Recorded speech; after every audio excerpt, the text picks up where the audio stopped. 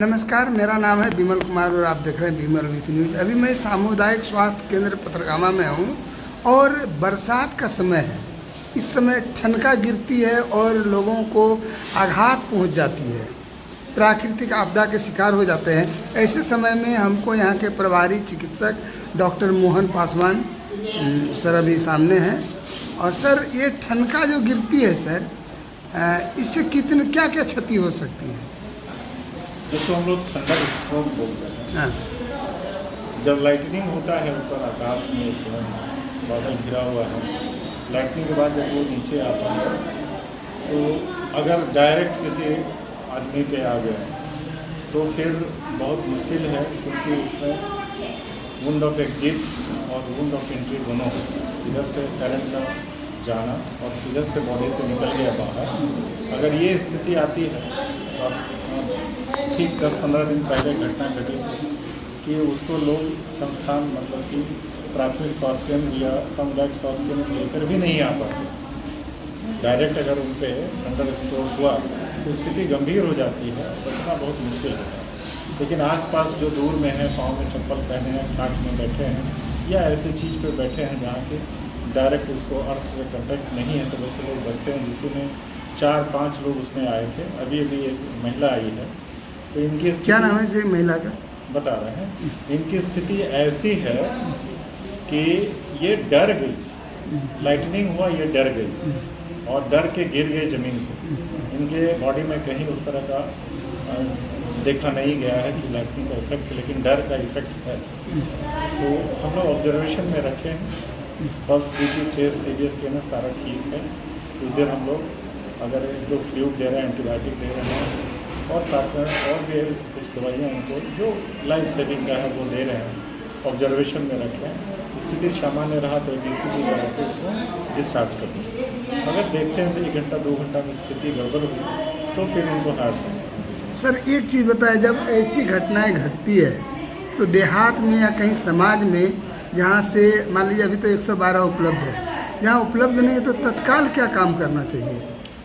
देखिए, इस तरह का जो घटना है उस समय आपको नहीं देता, क्योंकि इतना चटपट हो जाता है कि बहुत लोगों के समझ में नहीं आता है कि क्या करें। लेकिन कोशिश ये करना चाहिए कि वर्षा के दिनों में पेड़ के नीचे जो छुप जाते हैं वो नहीं करना चाहिए। आप अपने कोशिश कीजिए कि अपने किसी घर में शेड में चले जाएं।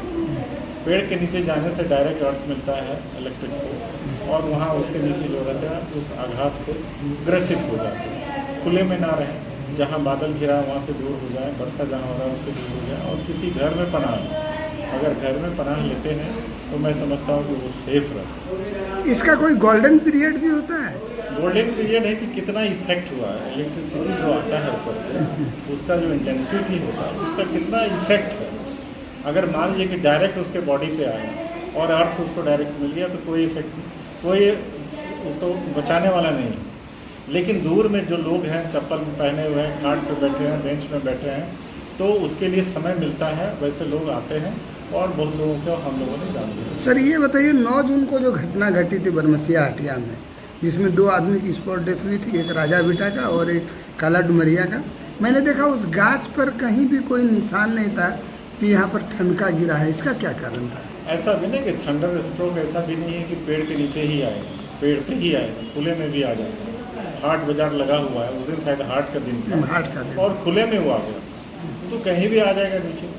ऐसा नहीं कि पेड़ के नीचे ज़्यादा संभावना होता है। जहाँ की पेड़ पौधा लगा हुआ है, बांस है, ये सब बांस का पेड़ लगा हुआ है, वो सब की संभावना ज़्यादा होता है और लोग वहाँ छुपते हैं ज़्यादा। वर्षा के दिनों में वहाँ छुप जाते हैं। घना पेड़ है, सपोज मान लीजिए कि बरगद का पेड़, तो लोग वर्षा के दिनों में जाके छुप जाते हैं कि हम बारिश से बच जाएं। मेरा कहने का तात्पर्य ये था कि वर्षा में पेड़ के नीचे इसलिए नहीं छुपना चाहिए क्योंकि संख्या लोगों की ज़्यादा हो जाती है।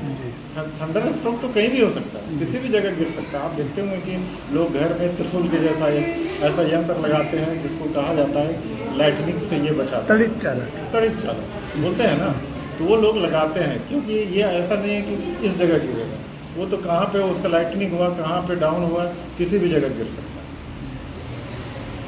और सर, अभी जो पेशेंट आया है भलसिंघिया से, इसका क्या नाम है? नाम बता रहे हैं। पति का नाम? श्रीमती नूतन कुमारी, हम्म, और पति का नाम है अमित कुमार यादव, और रहने वाला भलसुंडिया का, आप ही के इलाके की। कितना उम्र है सर? इनका उम्र 25 साल। हम्म, चलिए, थैंक यू।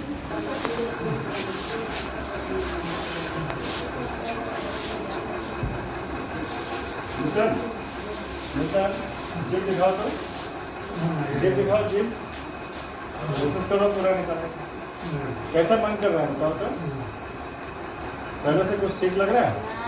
ठीक हो जाओगे, चिंता मत करो, ठीक है? बोलो, मन ठीक है ना?